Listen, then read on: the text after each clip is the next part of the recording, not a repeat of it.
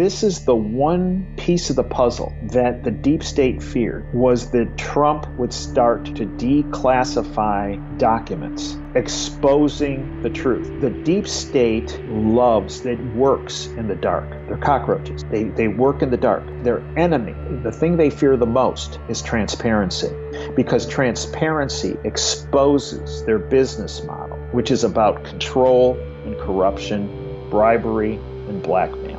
What Trump's declassification order is about transparency, about letting the American people see behind the curtain in this one instant of what really happened. There's at least one person who's sitting back, smiling, and pleased about their reaction, and that's President Trump.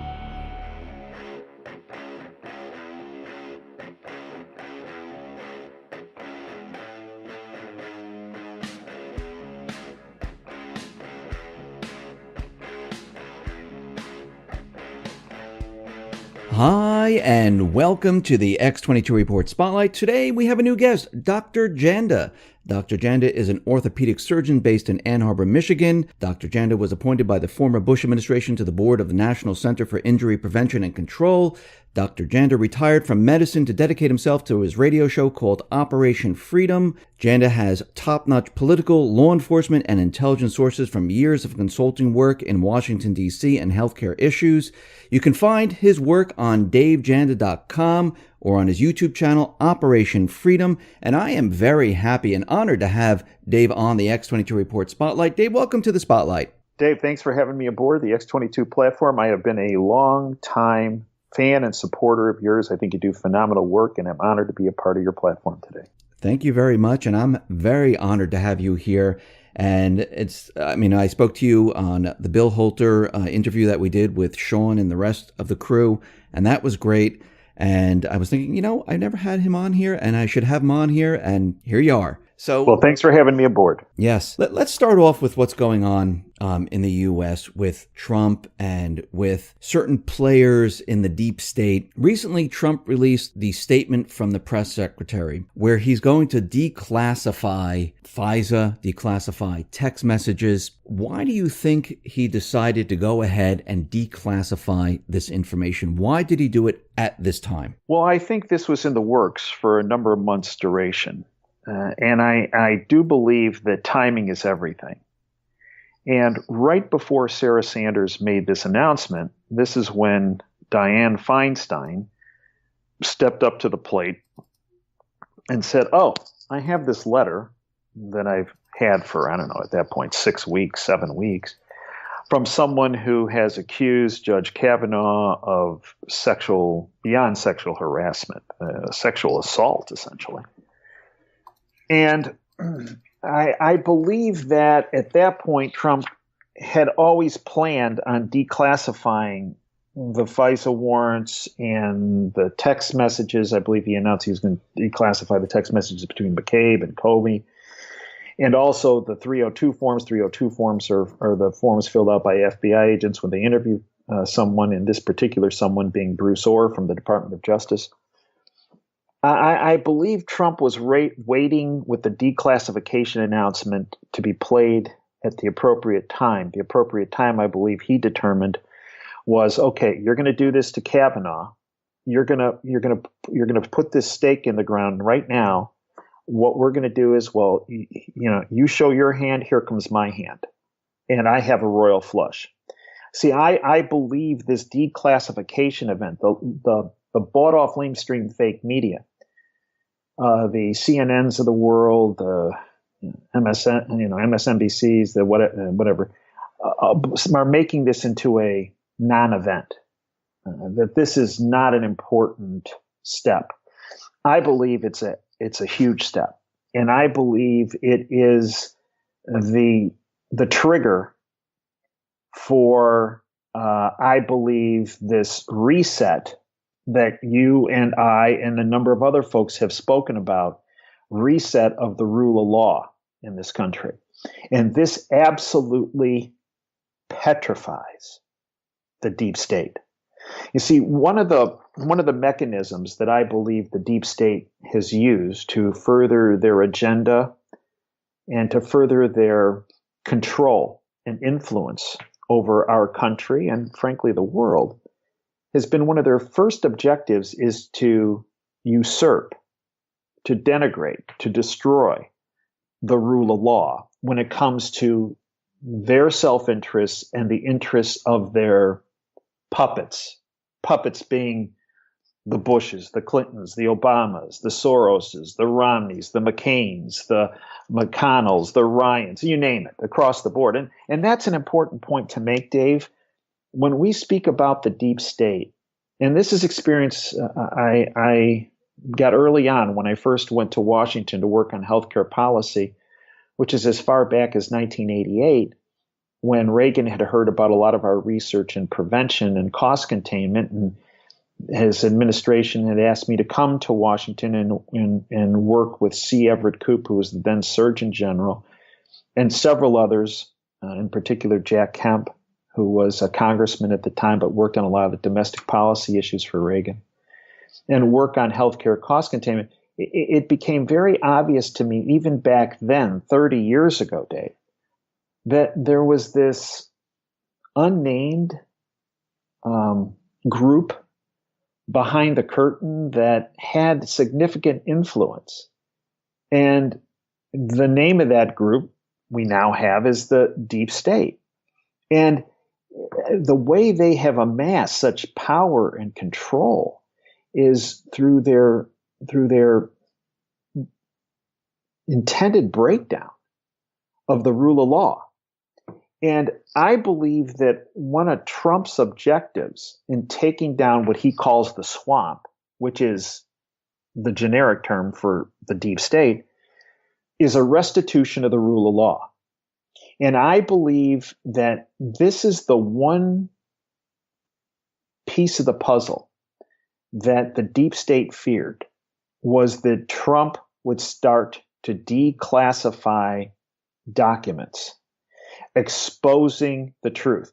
The deep state loves, that works in the dark. They're cockroaches. They work in the dark. They are their enemy. The thing they fear the most is transparency, because transparency exposes their business model, which is about control and corruption, bribery and blackmail. So when they came out with this attack on Kavanaugh, saying, "Here we have this person. She's unnamed, and we're not going to give you, but we're going to hold up his nomination process." And remember, the Supreme Court getting that fifth vote is very important when it comes to the restitution of the rule of law. So when they took that step, Trump said, "You play that hand, here comes my hand." And his hand was the declassification hand. And we know it struck a nerve, because all we have to do is look at the reaction immediately after Sarah Sanders made that announcement. Hillary Clinton went on this incredible tweet storm, okay? And the one that caught my eye was where she said this: "Donald Trump refuses to be subject to the law." Now, in medical terms, there's a condition called projection, where the condition you have, you project on others. I even believe this is a classic case of projection. Donald Trump refuses to be subject to the law. Really, Hillary?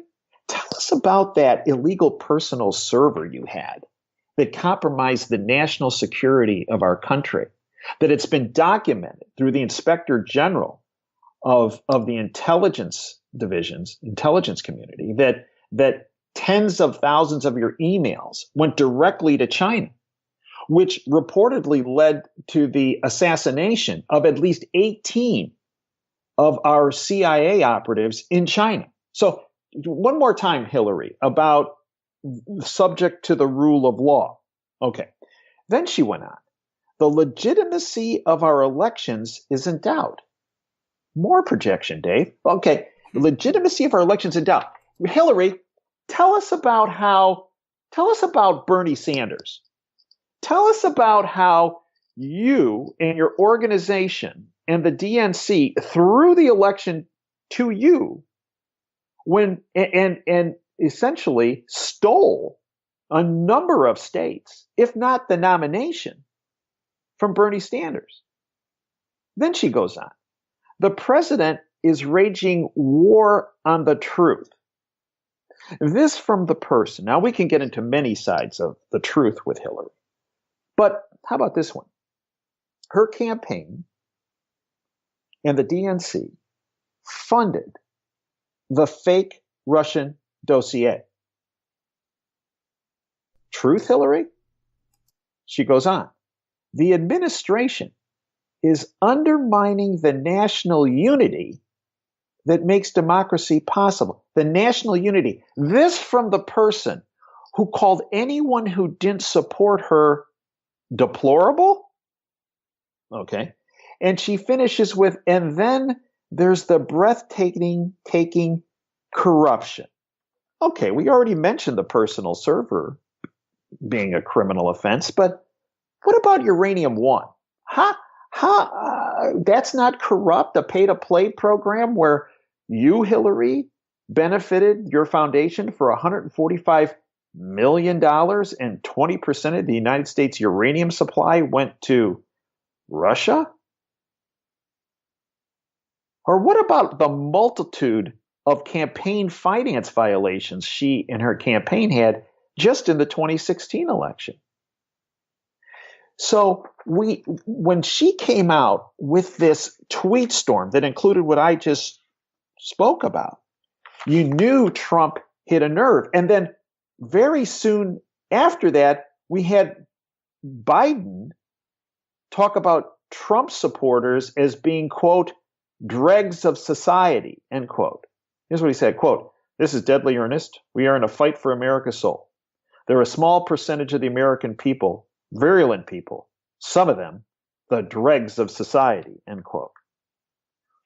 When you start seeing reactions like that, and then you start seeing the hysterics of Pelosi and Schumer, where they start speaking about worse and wrote in a letter to the Department of Justice saying, ignore Trump's order to declassify and ignore about the no redaction part. Well,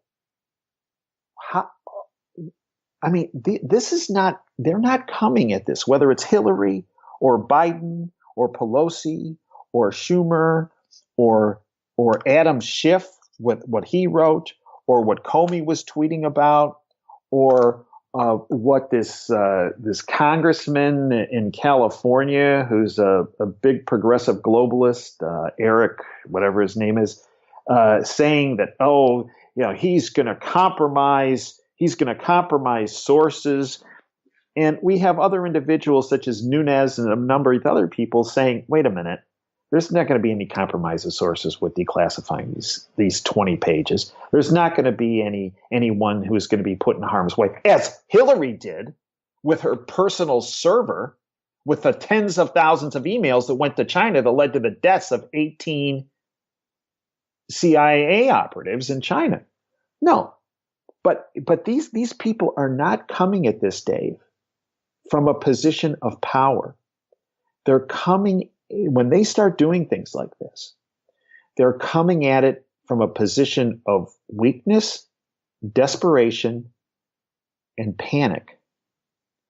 And frankly, as irritated as you might be, I might be, our listening audience might be, any thinking American who's not bought into the propaganda of the bought-off lamestream fake media that's owned by the deep state and the globalist syndicate, we get very uncomfortable with this. I get very uncomfortable with Hillary's tweets and Biden saying this stuff and Pelosi and Schumer essentially telling the Department of Justice, we want you to perform an unconstitutional act and not do a thing.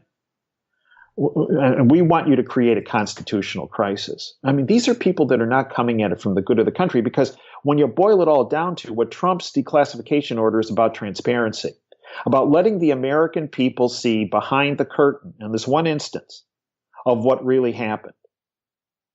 And these folks are are panicked. So I'm very uncomfortable with their response. But again, I truly believe there's at least one person who's sitting back, smiling, and pleased about their reaction.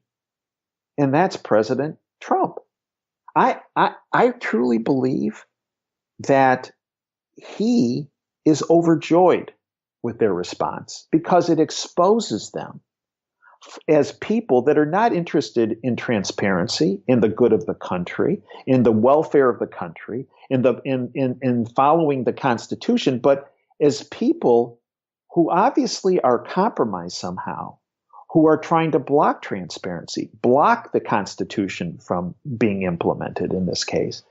And I think he sits back and he smiles because he knows when they have this kind of reaction that he's in their head, not just part of the day, but he's in their head 24/7. And he knows when he's in their head 24/7, he's defeated them. It's just a matter of time before it becomes even apparent to the most brain dead, the most propagandized of our population. Yeah, and I was just thinking when you were talking about that, I mean, if there was nothing, with the FISA, with the text message, and it was just a nothing burger, they wouldn't be reacting like this because they wouldn't care. But right. So you're exactly right, Dave. And look at Trump's reaction to this woman Ford, who's come forward against Kavanaugh. What did Trump say? Trump comes out. Everybody was expecting him to go, let's just push ahead with the vote right away. Trump came out and calmly said, you know what? These are serious charges. These are very concerning charges. We need to have an open forum where all voices are heard. Right? That's what he said. Yep. He said, let's hear what she has to say. Let's hear what she has to say in public. Look at what Grassley has done. Grassley said, we need to hear from the person themselves, and we need to hear Kavanaugh's response to this. And we can do it in a public hearing. We can do it in a private hearing. We can do it over the phone. We can do it with no senators there if these people are intimidated by senators. Obviously, Kavanaugh isn't because he already sat in front of a bunch of these goofballs for a couple days on end. But this Ford person, we can have our staffs meet her and Kavanaugh and tell us what they found. We can even make it so that she doesn't have to travel. We can go out to California to speak with her. We can, if she doesn't want to talk, she will have our staffs come out to California. So we see Trump's reaction to this event. We see Grassley's reaction to this event. Now, how has Ford and her attorney responded? Well, she's not going to show up on Monday, and she's not for a public hearing. Okay. Well, she's not even going to show up for a private hearing. Okay. Well, she's not going to even talk. You can't come out here and talk to her. Well, that's where we stand today. So, as you said, Dave, if the way Hillary, Biden, Comey, Schumer, Pelosi, and we can go on and on, responded to Trump's declassification card is drastically different from the way Trump and Grassley, just to name two, and the Republican majority, have responded to these very concerning, serious charges against Brett Kavanaugh. And I should put on the table, Dave, I've had some hesitation about Kavanaugh. And the reason for my hesitation is because, in my mind, anybody who's close to the Bushes or the Clintons or the Obama, I'm not comfortable with. I've been, as I said, I started going to DC in '88 and did some consulting stuff throughout the years, exclusive of Obama, because my approach to healthcare reform is more of a free market approach, and his is anything but. His is about a government control, government takeover approach. But whether it was Bush 1, Bush 2, or Clinton, uh, I came to realize very quickly, and this is why we really have one political party in our country, the Republicrats, that are owned and operated, I believe, by a criminal syndicate.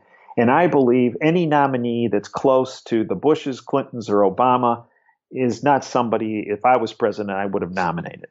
And I'm not going to say the guy shouldn't be on the court, but I am going to say he's not somebody that I feel very comfortable with based on his relationship and his closeness to the Bushes. Do you think when the declassification comes out, do you think this is going to put the kibosh on the Mueller investigation? Like, once this comes out and people find out the truth, that there was no Russian collusion or anything like that, what would be the purpose of Mueller investigating anything? Well, I think it's going to lend more fuel to that fire. But remember, there's a person who already started that blaze about Mueller, and that was Lisa Page from the FBI.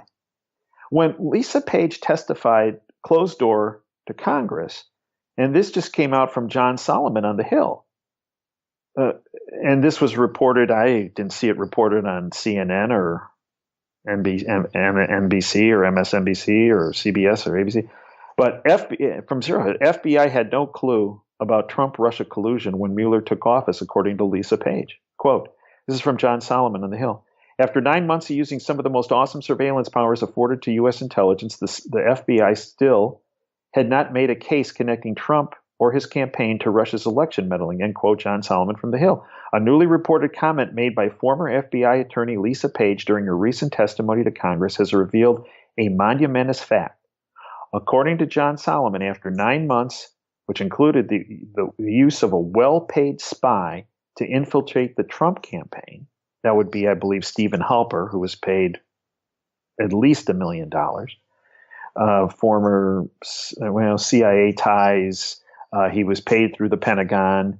He's associated with GCHQ, the intelligence service, if you will, in Britain. The FBI had no clue whether there was any collusion between Trump world and Russia when the case was handed over to special counsel Robert Mueller. What's the whole reason why having Mueller investigate this? Quote, this is what Page said during her testimony. Quote, it's a reflection of us still not knowing, Page told Representative John Ratcliffe of Texas when questioned about texts she and Strzok exchanged in May of 2017 as Mueller was being named special prosecutor to take over the Russia investigation. With that statement, Page acknowledged a monumentous fact that after 9 months, they had no evidence of Trump or his campaign colluding with Russia and Russia meddling in the election. Page further opined and acknowledged, quote, it still existed in the scope of possibilities that there would be literally nothing, end quote. You see, Dave, I think she started the ball a-rolling. And I do believe that Lisa Page,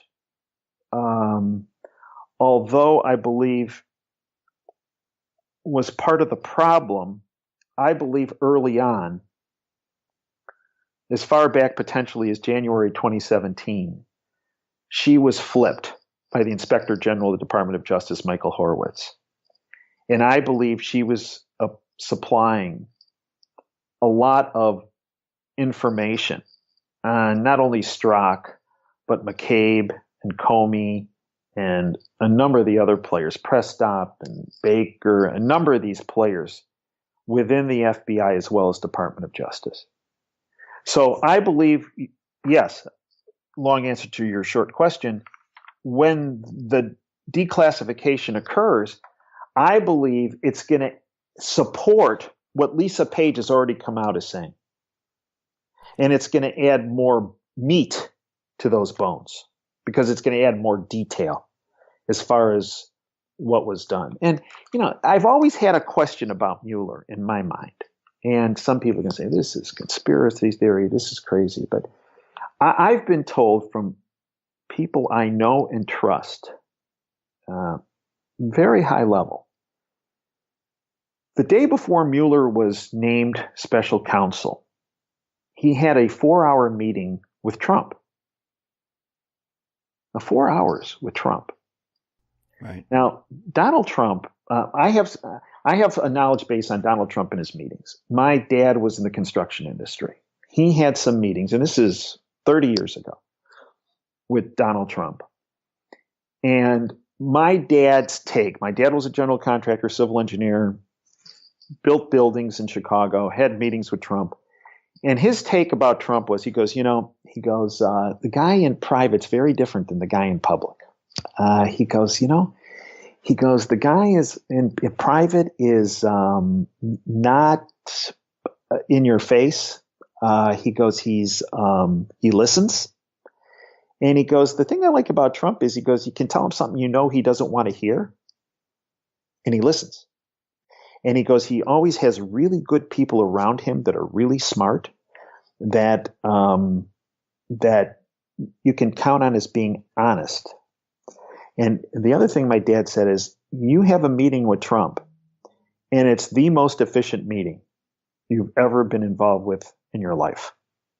Now, that was from my dad 30 years ago. So now I hear that Mueller, the day before he's appointed special counsel, has a 4-hour meeting with Trump. Now, the media reported on this, and they said, well, he was being interviewed for the FBI director job since Comey was fired. It's my understanding that since Mueller had previously held that position through, I think, 2013, right, he could not be reinstated as FBI director because he previously held that position. And I believe that rule is on the books because they didn't want another situation like J. Edgar Hoover. So if he could not be appointed FBI director because he already held that position, what was Trump meeting with him for 4 hours beforehand, for the day before he was announced special counsel, right? Right. And if my dad was correct, and anyone who I've ever known who's met with Trump says the very similar thing about meetings with Trump. They're slam, bam, thank you, ma'am. I mean, just boom, boom, boom, boom, boom. 4-hour meeting with Trump.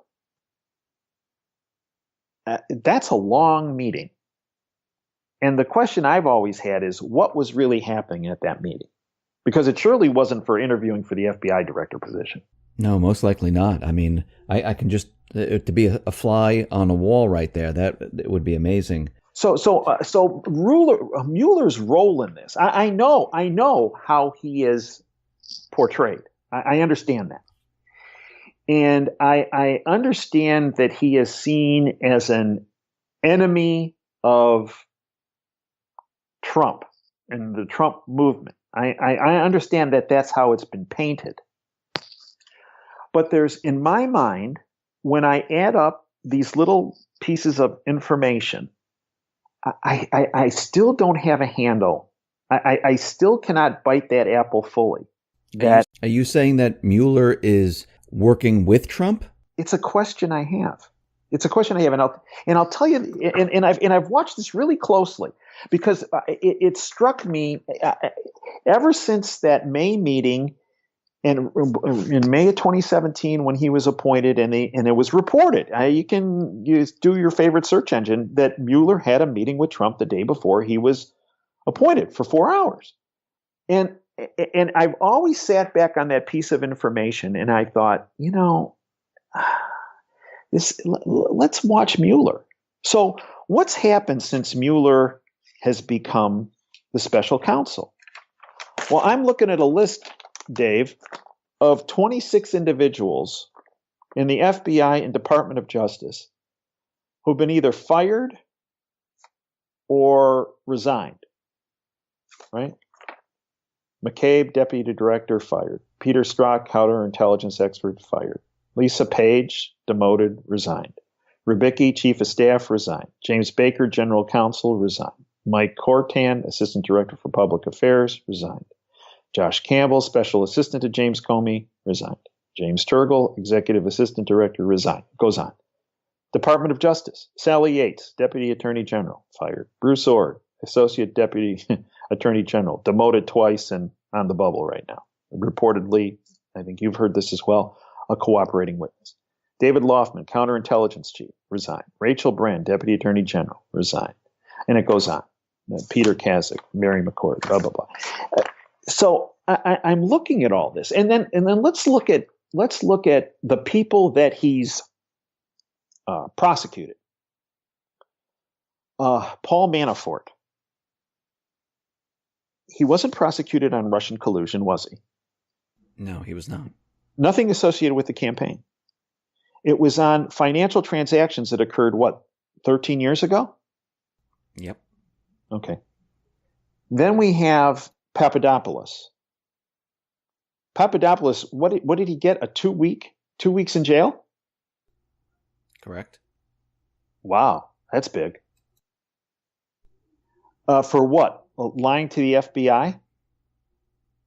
I think that was it. He wasn't, right? Yeah, he was lying, yes. Right, okay. So then we got Flynn, who Comey said that he testified that he believed Flynn did not lie, right? Right. Yet General Flynn, who I believe is an innocent man, pled guilty to lying. Now, why would he do that? Well, maybe to protect whatever financial resources he had left after this goat rodeo, but also to protect his family, right? And then Mueller has deferred on sentencing him at least 3 times, and I think the latest now is that he'll be sentenced in December. There's a lot going to happen before December, Dave. I agree. And there's word that Flynn most likely is going to be let go and free from all of this. Right. Because, we have people that reportedly, the reason why it made it look like he lied is because his 302 forms, the forms that are filled out by FBI agents when they have a meeting with somebody, it appears that his 302 forms could well have been changed, which is what made him look like he lied. Because there were 2 people that interviewed him, it's my understanding, Strzok and a guy by the name of Platenka. And Platenka's story is very different from Strzok's story. And then there's this, I don't know what you want to say, rumor that McCabe is the one who pushed Strzok to change the forms. So when you look at Mueller, what did he do? Did he try to create an even balanced group to investigate this Russian collusion? No. He brought a bunch of Hillary's people together, and he brought a bunch of Obama's people together, and he put them all in the same room, didn't he? Yes. And what has come out of that room? A guy who was convicted on financial charges from 13 years ago, a guy who pled guilty to lying to the FBI when it appears he didn't lie to the FBI, and a guy who reportedly lied to the FBI who got 2 weeks in jail. But what it did do is it created a situation where it kept all these biased zealots of Hillary and Obama in a big room all together, feeding off of each other, and kept them really busy. And he was monitoring everything they were doing. And some of these people that were in the room were people like who? Strzok, right? Well, he's in a lot of trouble and he got fired. And what if one of these people that he brought in the room, as I mentioned, Lisa Page, was already flipped by the Inspector General Horowitz as far back as January 2017? She could well be the modern version of Deep Throat. So in my mind, and I know many people have find this very hard to believe, I'm not convinced of the narrative that Mueller is 100% playing against Trump. And remember what Trump keeps saying. Everybody thinks Trump just shoots his mouth off and doesn't think about what he's saying. Maybe sometimes that might be true, but the things that he keeps repeating, I find to be pretty well thought out, actually. So what has he characterized Robert Mueller's investigation? Keeps saying it time and time again. He doesn't go a day without saying it, that it's a witch hunt. Yep. Right? Okay. If you went to Donald Trump and say, Donald, would you ever call yourself a witch? No. I don't think Donald Trump would ever characterize himself as a witch. But if you ask Donald Trump, would you consider Hillary Clinton a witch? And his answer would be, I believe yes. You see, I believe that there is a scenario here where what Mueller has been doing, Dave, has been running a parallel operation to the real operation that's been going on with Michael Horowitz, the Inspector General of the Department of Justice, and a prosecutor who was added to the mix, Huber from Utah. Huber, I believe, has been working with Horowitz on a parallel investigation. And we hear about all these indictments, these sealed indictments, these 40,000, 50,000, 51,000, 57,000 sealed indictments. And many people believe that's completely fraudulent and conspiracy theory. I believe these sealed indictments do exist, and I believe some of them have been opened. But I also believe many of them will not be opened. But the reason they won't be opened is because some of these people that have these sealed indictments are the very same people we see resigning throughout all levels of government, throughout Congress, throughout the House of Representatives, throughout the Senate, throughout Wall Street, throughout big business, throughout Hollywood. We have seen a mass exodus of people. And I believe this mass exodus of people is directly attributable to these sealed indictments. And I believe there are some folks that might have been involved in financial crimes or bribery, and I think they're being talked to, and they're saying, okay, here's the deal. There's this indictment, and it has your name on it. Now we can open it or we can keep it sealed. Now to keep it sealed, you're going to resign, you're going to move along, and you're going to turn over some evidence to us on some of these other players. And I believe that's what we're seeing, Dave. And I believe that operation is being run through Horowitz and Huber. Now, Huber, we know he's based in Utah where the data center is, and he has the ability to look at a lot of data. So that does make sense and also he's outside of Washington. Right. So when he convenes a grand jury to get indictments, right? Let me tell you something, and lawyers have told me this, is that you can convict a ham sandwich, it's always said, in front of a grand jury. On the other hand, where that grand jury is, has a direct role over who ultimately you're going to indict. And having Huber from outside the Beltway in Utah, where reportedly, as a prosecutor operating out of Utah, he can operate in any state of the union, it's my understanding, as far as convening a grand jury. It's my understanding from a legal standpoint that it's better to have somebody from outside the Beltway convening grand juries outside the Beltway to move the ball down the field. And Huber was a pick of Sessions. And that's the other side of this, because we have this Twitter, I don't know, Trump going after Sessions in Twitter and comments on his press conferences and the like. It's a Twitter battle. Yeah, and it's gotten to the point where now we have like MSNBC and Kathy Griffin, the comedian, was holding Trump's head up, the bloody head up, right? And they're all embracing Sessions, right? Oh my gosh, this guy, he's, Trump's against him, so we're for him. Yeah, he's the one adult. He's one of the adults in the room, keeping Trump in line, and Trump doesn't like that, and that's why he's speaking against him. And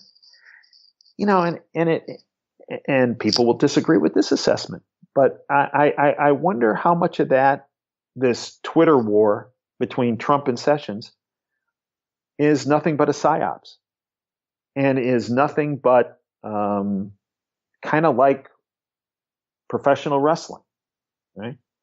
In the ring, they're going after each other, but when they get behind the curtain in the locker room, they're giving each other fist bumps, right? And I just wonder if right now, by doing this, the left, the globalists, have essentially embraced Sessions. MSNBC, CNN, they're all, Sessions, he's. In fact, you and I spoke about this earlier. Now there's this mention that that senior level official in the White House that wrote that New York Times op-ed, that could well have been Sessions. He is an adult in the room trying to keep Trump in line, and it could well have been Sessions. So, you see, I think this is the game that Trump and Sessions are playing. They're getting all these folks that normally wouldn't support Sessions to support him. And I believe one of the ramifications, Dave, going back to the declassification of this document, one of the ramifications could well be, and again, it goes down to timing again, that we spoke of very early in this conversation. Why now on this declassification? One of the reasons why now is because the globalists, the progressives, the leftists have all painted themselves in a corner hugging Sessions. That wasn't the case 6 months ago. That wasn't the case 3 months ago. And they've gotten to the point where they're hugging Sessions on a daily basis at this point, and that wasn't the case a month ago. And I believe one of the ramifications of this declassification event, which I believe is going to be huge, is one of the ramifications is Sessions is going to at least partially unrecuse himself. And then the globalists, the progressives, the leftists that are hugging him now are going to be like, for them now to turn on Sessions, you're going to get the biggest case of whiplash you've ever had in your life. Yeah, it's going to be very difficult to do. And I think this was like you've been saying, it's a perfect setup. And they've been playing the mainstream media and all those people that are against Trump. They've been playing them perfectly. And I think when all this comes out, we're going to see a lot of things happen. And I just want to go back to the individuals like Adam Schiff, because he tweeted out something ominous about red lines. And we talked about this before. And I just wanted to get your take on what you think this red line is. Why did he mention a red line? So here's what Schiff said, right? This is after they did the announcement about the declassification. President Trump has intervened again in a pending investigation by ordering the selective disclosure of classified materials he believes to be helpful to his defense. Okay, we'll leave transparency out of this. The Department of Justice and FBI have previously informed me that release of some of this information would cross a, quote, red line, end quote. So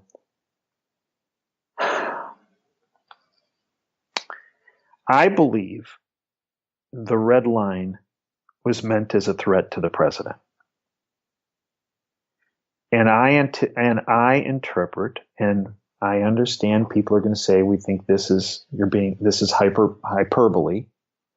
But this is how I feel. When I read this, I believe it was a threat to Trump that if he in fact he pursued the declassification, pursued the unredacted version of the declassification, no redactions. I believe it was a threat at assassination by Schiff. Do you think they're actually, I mean, they've been talking about impeachment, and the screams for impeachment are getting louder and louder, especially since he mentioned the declassification. Do you really think they're going to take it that far to assassinate the president? I believe the deep state is panicked and they're desperate, and they realize that with transparency, it's going to, and with the reinstitution of the rule of law, which has been missing for decades in this country, many decades, that it means the loss of their control and their power. And I believe they will stop at nothing to block their loss of power and control. Now, I believe they will not be successful.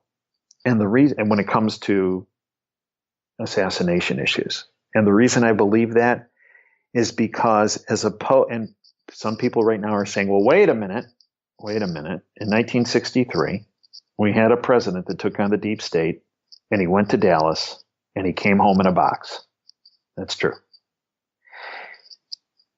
But I believe what Trump has that Kennedy did not is several things. I believe, one, Trump has the support of the military. Number two, I believe in addition to the Secret Service, I believe he also has his own level of protection beyond the Secret Service. And number three, I believe Trump is so clued into the information axis that he has real-time information given to him that will always be able to, no pun intended, trump the deep state because of the level and the instantaneous access he has to information. And that's what I believe will keep him safe. Now, that being said, I also believe that when the deep state gets in trouble, their playbook, their business model, Dave, has always been chaos. In particular, false flag events. There isn't a war that hasn't started that they haven't loved. And I believe that as we get closer to this declassification event, because I believe it's that big, and I believe it will set the dominoes into play that will be enormous, I believe the deep state will try some major chaotic false flag event. And I believe they actually tried it the other night in Syria with the Russian plane that got shot down. The word I hear is that, the Russian plane reportedly was brought down by Syrian air defenses. The Israeli jets were coming in. They only gave the Russians about a minute notice as this plane was coming in to land.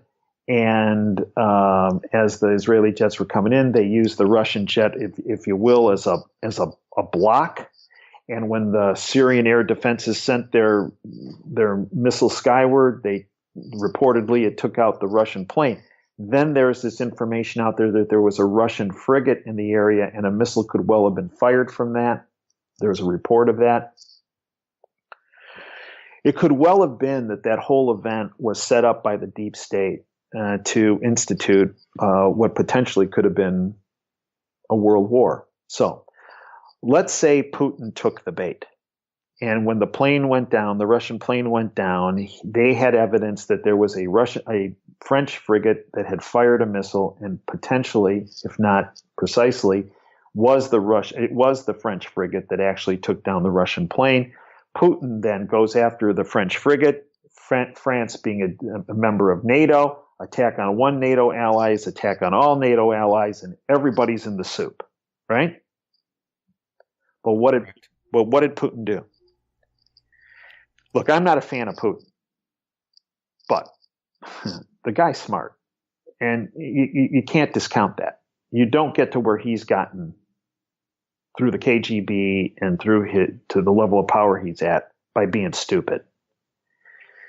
I think Putin recognized what it was.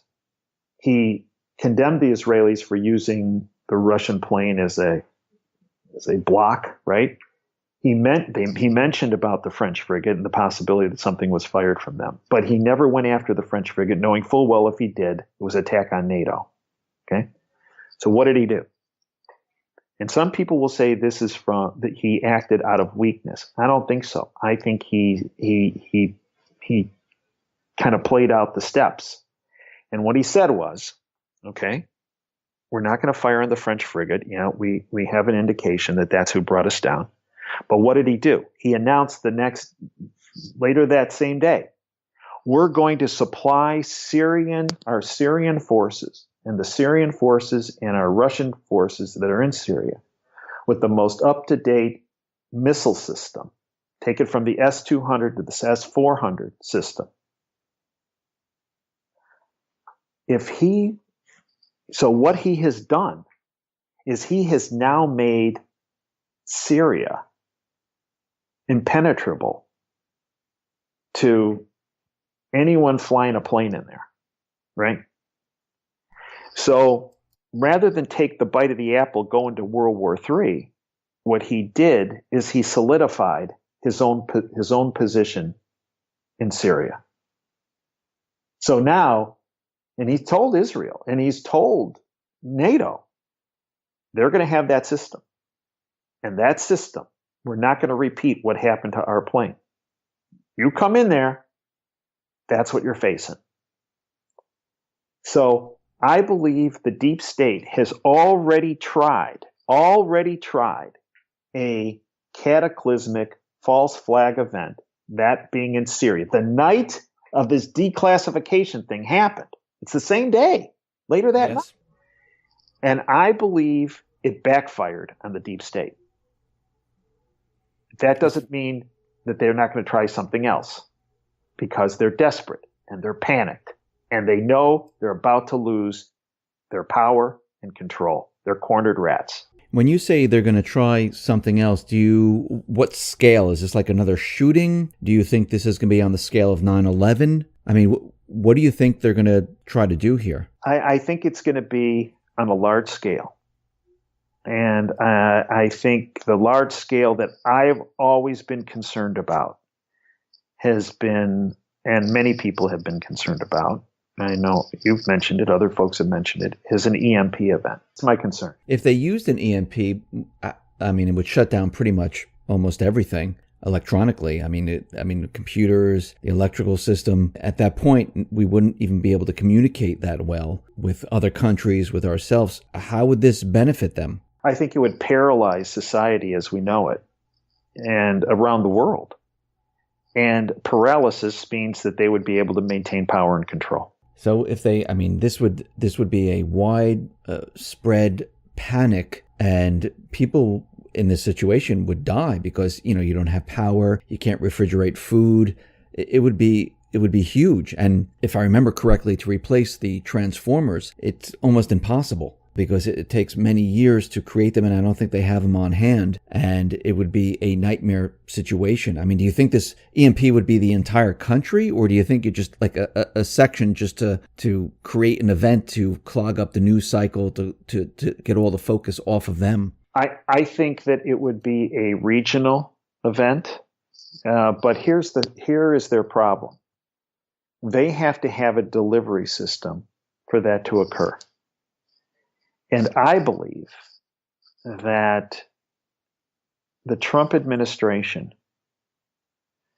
because of their alliance with the military, I believe has essentially made it near impossible for them to have a delivery system for that event. But I still worry about it because, again, we have to worry about rogue players. But I do believe, I believe that the Trump administration is very proactive in this, very proactive in the prevention mode of this. But the one thing that has always concerned me about the deep state is a potential devastating event. And a devastating event for our world would be an EMP event. anywhere in the world. It would have.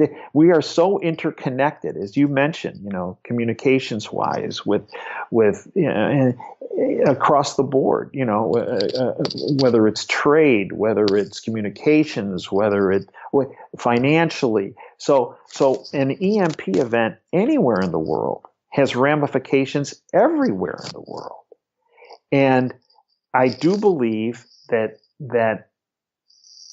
the Trump administration, I believe, is been very proactive in trying to minimize the chances. I believe, Dave, one of the big reasons why Trump went out of his way to de-escalate the situation in the Korean Peninsula was precisely to prevent a potential source of an EMP event in the future. He's gotten a lot of grief for speaking with Kim, negotiating with Kim. He's gotten a lot of grief for negotiating with Putin. It's interesting. Many of these people that are criticizing him for negotiating with these, quote, tyrants, end quote, which they're not nice guys. They're bad guys. But unfortunately, sometimes you have to speak with, and sometimes you have to do business with people you'd rather not do business with or speak with for the good of society, for the good of the whole. And I do believe the downside of us negotiating with Kim and with Putin is very little, because the upside is we prevent a potential nuclear holocaust that these players are potentially capable of. So I believe one of the reasons why one of the first things, the word I heard very early on through the Trump administration was that one of the first things Trump did internationally was reach out to North Korea. Long before, when he was tweeting about, where it looked like we were going to go to war with them, the word I heard was behind the curtain, the exact opposite was happening. That Trump, very early in his administration, within a month of him being inaugurated, had a dialogue with North Korea behind the curtain to try to de-escalate the situation. And again, what happens in public many times is very different from what happens behind the curtain. And I was clued in about this early on in the Trump administration, yet we didn't start seeing movement in front of the curtain on the de-escalation of North Korea until, over a year later. So, and then it was a shock, right? I mean, everybody's being, we can't believe this. What's going on? Well, what they're not telling you, even if I'm sure they're aware of it, but what they're not telling you, because they're owned by the deep state, the last thing the deep state wants is détente. The deep state, their entire business model, their wealth, their control base, their power is all based on chaos. It's based on war. It's based on murder. It's based on killing. It's based on ripping people off. It's against détente. The last thing the deep state wants is peace, because it doesn't fit their business model. And that's why I believe one of the first moves Trump made internationally was with North Korea. And let's face it, to talk to North Korea, he had to establish a relationship with China and Russia. He had to have some discussions, because North Korea's always played in their backyard, mainly China, but some with Russia. So it was very obvious to me from things I was hearing early on that Trump was intent on trying to take as many potential scenarios of a nuclear event, an EMP, off the table. And I believe he's effectively done that to date. Still a concern of mine that an EMP, and it might not, as I mentioned, necessarily based in the United States, it could be somewhere else in the world. by a rogue player. But I do believe between the Trump administration with their work with the military, I think they've done everything in their power to try to prevent that from occurring. But it's still a worry of mine. Dave, thank you very much for being on the X22 Report Spotlight. Once again, how can people see your work? So, as you mentioned, and I thank you for that, available at davejanda.com. I have my radio show, Operation Freedom, which airs every Sunday from 2 to 5 Eastern. It's a live show on Wham Talk 1600. They can listen to the simulcast of that broadcast by going to davejanda.com. They can hit the upper right-hand corner, listen live. We have a tremendous amount of public information we upload on davejanda.com on an almost daily basis. And then we have a subscription side where we deep dive on issues. We have a number of different shows that we do behind the paywall. It's 30 cents a day, $9 a month. It's not a yearly subscription. It's a monthly subscription, $9. Folks can sign up for a month. If they don't like it, they can get rid of it. But we discuss issues that I can't go to on my radio show. And the reason is, as you know, Dave, there are certain things you can talk about on public airwaves. And then when you get to a certain point, if you go past that line, even in this day and age, it would mean the FEC, because there's still some deep state players within the FEC, they will show up. And the last thing we want to do is shut down Wham Talk 1600. But we go pretty far with the radio show. But we deep dive on issues with on our subscription side, davejanda.com. Also, we upload, as I said, information on the public side. Or they can go to our YouTube channel, Operation Freedom. I upload usually one YouTube presentation a week on issues. They're always, folks are free. We're there 24/7 at davejanda.com or on YouTube. Great. I'm going to be putting all the links at the bottom of this video, so make it a lot easier for people. You just got to click on it, bring you right over to his site, to his YouTube channel, and you can find all the information there. Dave, once again, thank you very much for being on the X22 Report Spotlight. I really appreciate it. And I appreciate you, Dave. I thank you for all that you do, because the goal of what you do and I do and many other people do is to provide information that they're not going to get through the bought-off lamestream fake media. And the goal of that information is to educate and empower everybody. Fantastic. Yes, I agree. Thank you again. Thank you.